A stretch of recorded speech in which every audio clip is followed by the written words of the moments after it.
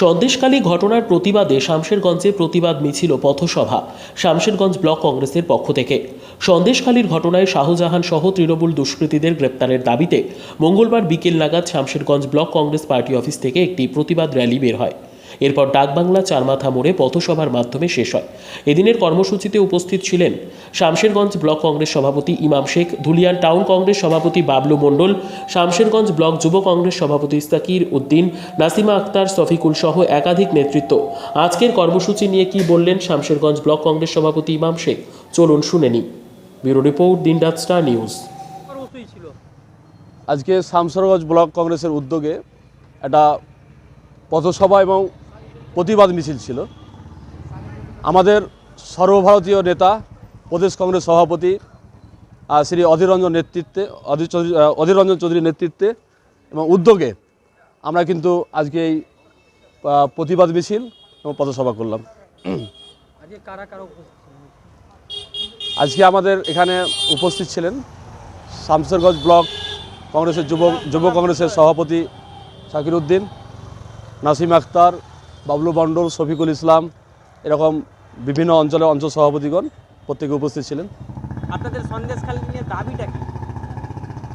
আমাদের যেটা সন্দেশখালীর যেটা দাবি, যে পশ্চিমবঙ্গের মধ্যে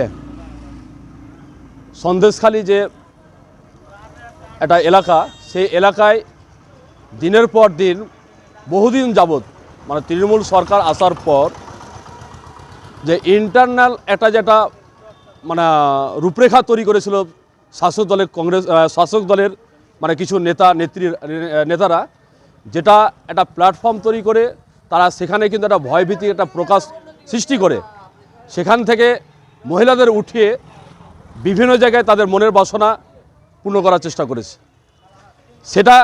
সেখানকার মানুষ ভয়ভীতিতে কিন্তু বহুদিন নীরবে ছিল।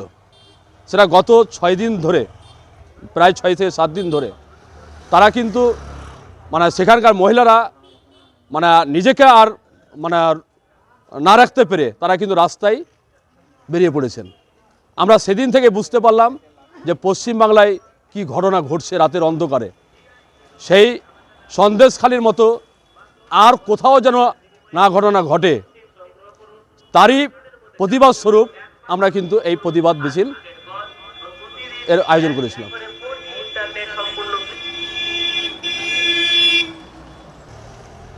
রাজ্য জুড়ে যেভাবে আপনারা আজকে 26টা ব্লকে মুর্শিদাবাদ জেলা কংগ্রেসের যে মিছিলটা ছিল, আগামী দিনে লোকসভা নির্বাচনকে কেন্দ্র করেই রাজ্য সরকারকে কণ্ঠরোধ করতে প্রচেষ্টা নয় তো?